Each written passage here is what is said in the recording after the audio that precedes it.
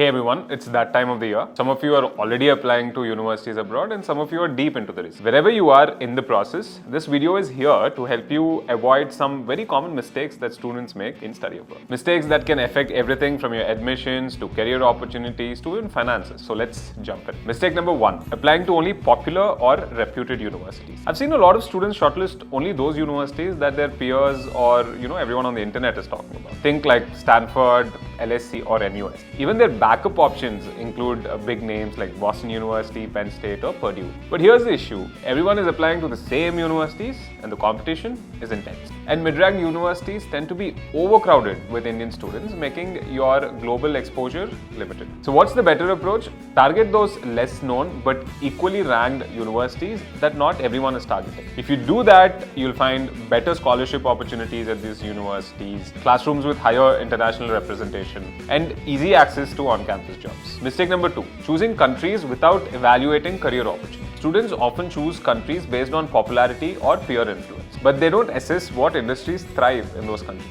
For example, let's say you're into finance. US might be a good option, but so is the UK and Singapore because they have great financial industries. If you look at automobile engineering, then maybe Germany is also a great option. So always look at how are the industries in the countries you're applying to, and always think about, are there job opportunities for international students in those countries? This is because most students do want to stay back and gain valuable experience after graduation.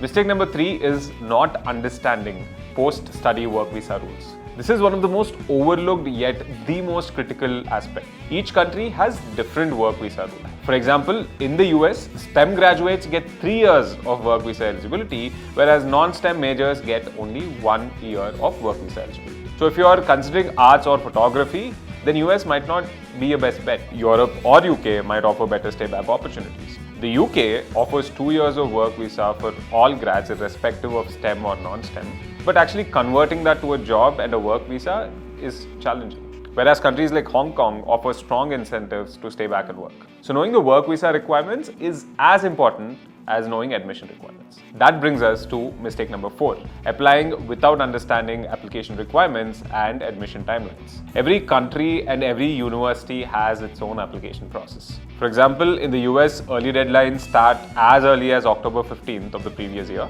Some universities are test optional, whereas others need strong SAT or ACT scores. Some require essays, some require additional portfolios. If you're applying to multiple countries, the process could get very confusing very fast. So plan your timelines, know what each university is expecting, and do not hesitate to take help. Mistake number 5, ignoring your financial planning. Cost is an obvious factor, but the real mistake is actually not looking deeper. Students or their parents often ask, how much does this university cost, or what kind of scholarships can I get?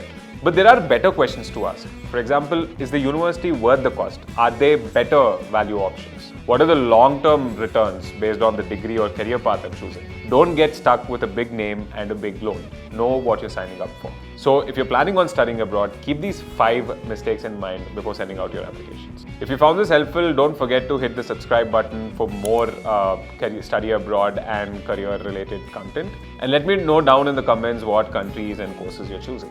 And I'd love to make more videos to help you out. See you in the next video.